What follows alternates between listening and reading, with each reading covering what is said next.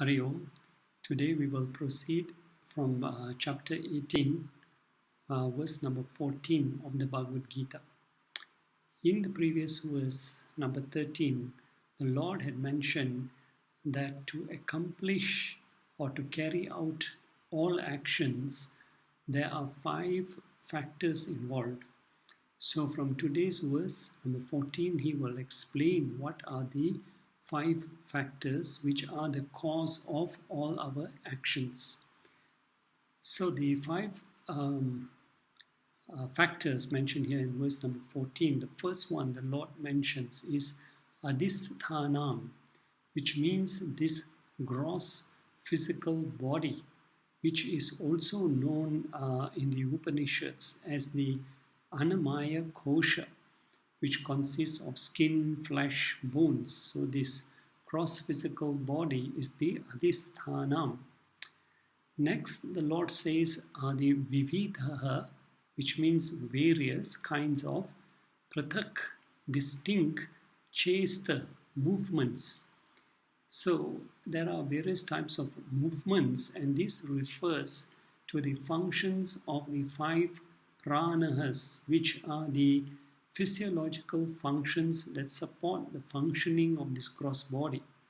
And what are they? What are the various movements of this body? One is prana, the incoming breath; apana, the outgoing breath; samana, the digestive system; vyana, circulation of blood, etc.; udana, expelling of waste products from the body. And these are collectively known as the 5, what we call the 5 pranas that support the functioning of this body. And in the Upanishads, this section or the 5 factors here, 5 pranas, are known as the prana maya kosha. So they are the subtle forces that support this gross body. Next, the Lord says is karta. Karta, translated here directly, is the agent. So who is this agent? It is the ahamkar, or the ego, that considers I am the doer of all actions. This is the false I. And the karta also includes the mind, the intellect, etc. So, however, there's another word inserted here, tatha karta, which indicates that this is the false identification as the doer. Next is karanam, organs, which the Lord says are prathakvidam. They are of different kinds.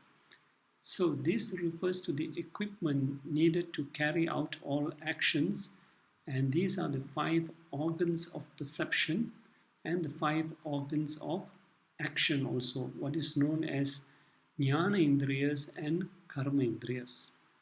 And finally, there is a 5th factor, which the Lord mentions here as Daivam, the divine, Atra, here, as the Panchamam, which is the 5th factor in the group of all these causes of action. The 5th factor is mentioned as, is referred to as the presiding deity of each organ. So there is a deity in charge of each organ, and without the blessings of the deity, that particular organ cannot function. In the presiding deity of hearing, there's a deity of touch, there's a deity for vision, there's a deity, and these are the various deities which are mentioned in the Upanishads also. Also, they are presiding deities for speech, for hands, for feet, etc. So, the presiding deity for ego is Rudra. Mind and intellect is Moon and Brihaspati. So, all these presiding deities of every part of the human organ is mentioned in various Puranas. So the 5th factor that governs all our action are the various presiding deities which bless the various organs in the gross and subtle body to function. If the particular organ does not function, it means the grace of that particular deity is not there due to past karmas. So these are the 5 causes of all action as explained in verse 14. So in verse 15, the Lord proceeds on to explain that a naraha, a person, karma, who performs, who acts or does action, prarabhate means performs, nara karma prarabhate, a person who performs all types of actions, whether secular actions or spiritual actions, the Lord says he has to use sharira, he has to use the physical body. Van means the organ of speech, manaha, the mind, and these 3, that means the body, the mind, and the speech, are the 3 equipments that are needed for any activity to take place. So the Lord says, whatever the action performed by the body, by the mind, by the speech, it will fall under 2 categories. 2 types of actions can be performed by any human being using the body, the mind, and the speech. The Lord says these are yat, which are either nyayam, which means righteous actions, proper actions, dharmic actions as prescribed by the scriptures, va, or viparitam. Viparitam means unrighteous, adharmic actions which are prohibited by the scriptures. So a human being has the free will, has the freedom to use his body, his mind, his powers of speech, and the choice is either you use them to perform nyayam, righteous actions, or viparitam, which are unrighteous actions. And the Lord says, pashya, of it, meaning whatever actions you do, whether they are righteous or unrighteous, dharmic or adharmic, the Lord says, ete panchaha, ete, these panchaha, the 5 factors, which were mentioned in verse number 14, hetava, are the cause of all these actions. So, beyond these 5 factors, there is no other cause of action. So, whether we perform righteous or unrighteous actions with the body, the mind, the speech, behind that there are 5 factors mentioned in verse 14, which are the cause of all our actions. Now, what is the important point to note from this? Atma, or the consciousness which is in the body, is not among the 5 factors which are the cause of all our actions. So Atma does not instigate, neither does it perform any actions. And the function of the Atma in the body is to enliven the body to function, just like electricity in the bulb cannot be illumined without electricity. But the color of the light which is given by the bulb is not determined by the electricity. So what is the aim of the spiritual seeker is to understand that since I am a combination of all these factors, which is my reality? Am I the eternal consciousness in this body, or am I the perishable body? So this is the most important thing for us to know.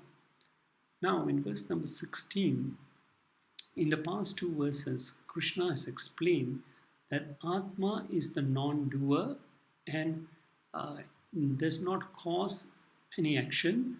The cause of all action are the 5 factors as outlined in chapter 18 verse 14. Now the Lord wishes to explain in this verse 16 those people who understand things differently.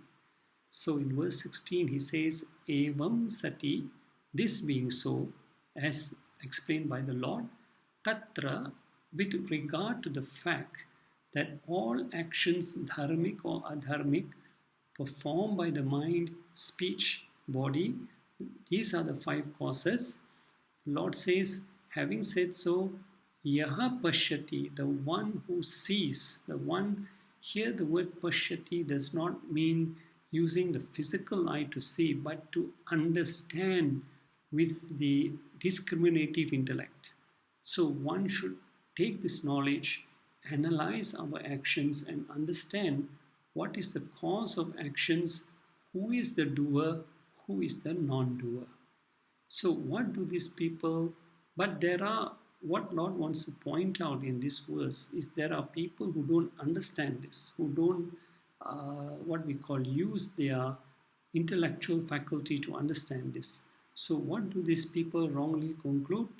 They wrongly conclude that Atmanam, the self, which is residing in the body, this effulgent supreme bliss, tu verily Kevalam, the absolute, the unattached, the non-doer, as the Kartaram.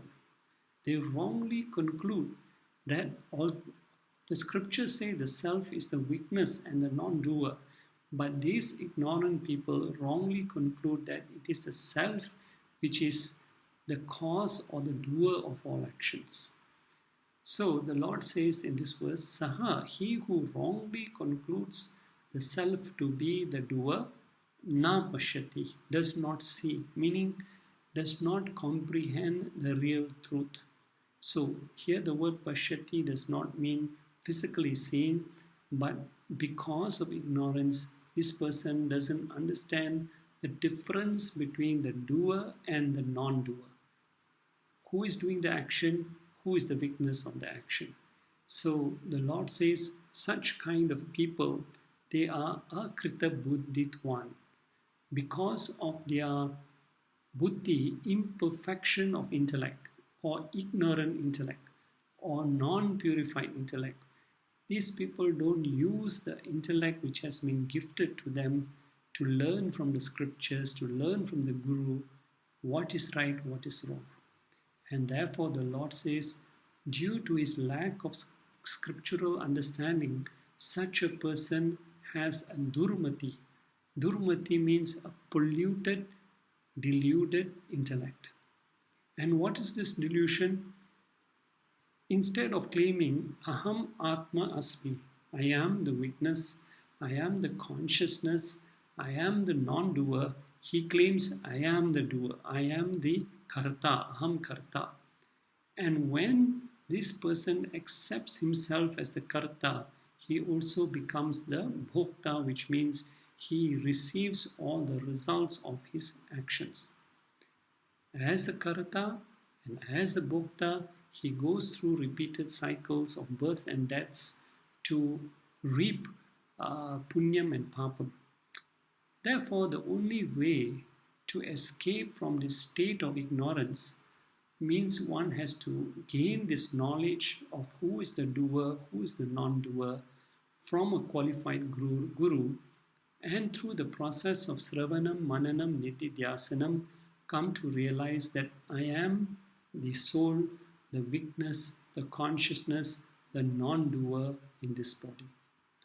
So, this is the most important thing for us to understand, that we have to use our intellectual capacity to read the scriptures and to understand the difference between who is the doer and who is the non-doer.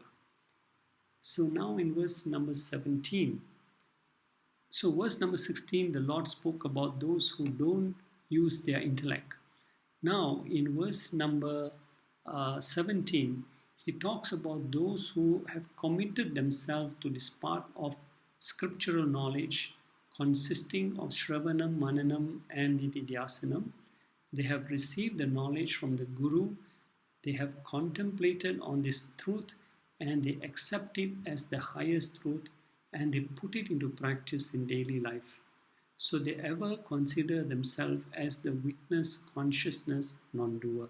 So the Lord says, Yasya, meaning the one who, this wise one, meaning the one who is endowed with spiritual knowledge, he knows the difference between the temporary and the permanent, the doer and the non-doer. The Lord says, whose bhavaha, innate nature, na aham krita. Na aham krita means he does not identify with the ego. He understands it is the body performing, the mind performing, the speech performing the actions, but he is the witness. So this body, mind, speech, identification with the body, mind, speech is what is known as ahamkar or ego. So we must understand ego does not mean in this context arrogance, but ego here means identification with body, mind, intellect, and the notion that I am the doer. So this person is devoid of that notion, and he claims aham atma asmi, I am the witness consciousness in this body. The Lord says, yasya, whose buddhi, the intellect, na lipyate, is not tainted. His intellect is pure. His intellect is not tainted by what? His intellect has risen beyond the nature of sattvic, rajasic and tamasic gunas. In chapter 14, the Lord identified such a person as a gunatit, one who has transcended the three gunas, one who does not have the notion, I have done this, I have done that, because of me only this has succeeded. So this person he always considers himself a karta, ever an instrument in the hands of the Lord, and whatever experiences in the form of karma phalam, anything comes, he is not affected also. So the Lord says, saha, such a person, api, even hatwa, even killing, imam, these lokan, these creatures, meaning anybody who kills the soldiers on the opposite side, na hanyati, na hanti, in reality he does not kill. He is not the one, he meaning the soul, the consciousness, anybody identifying with the higher I, the bigger I, the Atma is never the killer, and na nibadyate, therefore does not become bound. He does not incur any papa. Now we have to understand why is Krishna using the terminology of killing here, because he is speaking to Arjuna on the battlefield, and Arjuna's duty here on the battlefield is to fight this war, and by fighting this war he has to definitely kill the opposing factors. But to us, what does it mean? Our duty is not to kill people. Our duty is to perform our duty to family, to society, to God, etc. So what is the implication to us here? By doing our duty, as long as we consider ourselves as the consciousness in this body, the witness of all our actions, we will not incur any what we call sin. We won't incur any papam, and we will not be bound by the results of our actions. So all our actions become free of any karma phalam, of the fruit of the action. This is the important thing that we have to take away the message. Although Krishna mentions killing, to us here, to a soldier, killing means doing his duty. To us, killing means performing our duties with the attitude that I am the consciousness. So as long as we surrender all our actions to the Lord and consider ourselves as an instrument in the hands of the Lord, there is no more karma phala. And there is a famous verse in chapter 8 verse 7 when the Lord told Arjuna, Mam anusmara yudhyacha. Anusmara yudhyacha. Yudhya means to fight. The Lord told Arjuna, you go ahead and fight, but your mind should be anusmara, should be fixed on me. Meaning, you are doing every action for the Lord. So the Lord said, Arjuna, at all times, remember me and fight, here meaning do your duty. So here the Lord is explaining to us the secret of right action. Now that brings us to the next verse, which is verse number 18. So here the Lord is going to explain about what we call the three, again, different types of knowledge and the three different types of action. So the Lord says here in verse 18, Jnanam, jnana meaning the knowledge that is required, that reveals the object. Okay, so this jnanam also includes the scriptural texts and the instruments we use for learning. So the Lord says jnanam, knowledge, neyam, the object, meaning what you seek to know from this knowledge. So one is knowledge. What is the object that you seek to know from the study of this knowledge? That is called neyam. So there is jnanam and there is neyam. And then the third is parijñāta, which is the subject, the knower. So in any knowledge, there are three factors. One is I am the one, the knower, who's studying this knowledge. Number two is the knowledge. And number three, what is the goal or the objective of this knowledge? Parijñāta, jnanam and neyam. Next, the Lord talks about, he says that this jnanam, neyam and parijñāta, trividham. There are three types of knowledge, there are three types of knower, and there are three types of goals to be achieved from this knowledge. Karma chodana, which are the causes or inducements to this action. So these three factors, the knower, the knowledge and the goal, are the three inducements or causes of this action. These three are the what you call the factors that cause our action. That means what type of knowledge we have, what type of doer we are, what is the goal of our knowledge will be the motivator to our actions. Then the Lord says there are another three also. That is karanam, which is the instrument. So here instrument, karanam, refers to the external instrument. That means the hands, the feet, etc. And internal instruments, mind, intellect. So karanam refers to instruments. Karma refers to the object. What do you desire to attain from this action? So you're using these instruments to perform an action. What is it you hope to accomplish from this action? Karanam, instrument. Karma is the object to be attained. And karta is the nature of the doer. So who am I, the karta, the doer? How am I using the instruments of my body? And what is the objective I want to attain from this action? So that also the Lord says, Trivida, these three, they are not the cause, but he says, karma sangraha, they are the basis or the accessories for doing karma.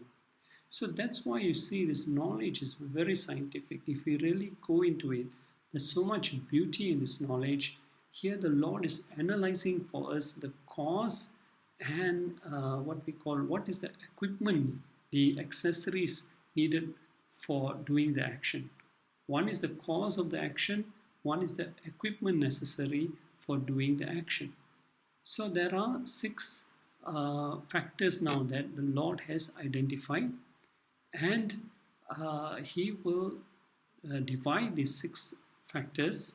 He will select some of them and he will talk to us that all these factors can be further subdivided into sattvic, rajasic and tamasic varieties. So let us look now at verse number 19. Now, from the six components earlier identified, Sri Krishna now condenses it into three categories. One is jnanam, which is the instrument of knowledge or the action that reveals an object. So in this also you can add in neyam, that which is to be known or revealed. So jnanam will cover neyam. Second factor that Krishna will talk about is karma, action. So in this category we can also include karanam, the instrument of action. The third factor that Krishna will speak about is karta, the doer of the action, the agent. And in this category we can also add in the parijñāta, the knower. So what is to be known about these three aspects? Jnanam, karma, karta. The Lord says, gunaha, the knowledge of the three gunas, kya has been taught, samkhyam, fully in detail. So the Lord says in the teachings of Kapila Muni, who propounded the Samkhya philosophy, and also teachings of other individuals in various scriptures, this philosophy of the gunas has been very, very much explained in detail. And Vedanta, which is the knowledge we are studying in the Bhagavad Gita, borrows some aspects from Samkhya philosophy. So the knowledge of the gunas has been explained in the scriptures written by Kapila Muni and also the Upanishads, and now the Lord is what we call expounding this knowledge further. So the Lord says these three, jnanam, karma, karta, knowledge, action and the agent, prokshate are stated tridha to be of three kinds. So sattvic, that means jnanam is sattvic, rajasic, tamasic type. Karma is sattvic, rajasic, tamasic type. Karta is sattvic, rajasic, tamasic type. So we have 9 different combinations. And the Lord says guna vedata means according to the differences of the 3 gunas in each individual. So in person to person, the type of knowledge they have, the type of action they do, the type of person they are, all these are dependent on the guna. And the Lord says, Shruno, hear carefully now, pay close attention, tani, about them. Why? Because yathavak, as they are in keeping with the scriptural teachings. So Krishna says, I am going to summarize what has been given in the scriptures regarding the 3 gunas in relation to these 3 topics about what we call jnanam, karma and karta also. Now, so we have to understand the type of knowledge we have will influence the type of actions we do. And the type of person we are also influences the type of knowledge we are attracted to and the type of actions we do. So all these 3, jnanam, karta and karma, are all interrelated and they are all dependent on the 3 types of gunas, which influences all this. In each individual is different. So when we come back in the next lesson, we will take up this discussion from verse number 20. Hari Om Tat Sat.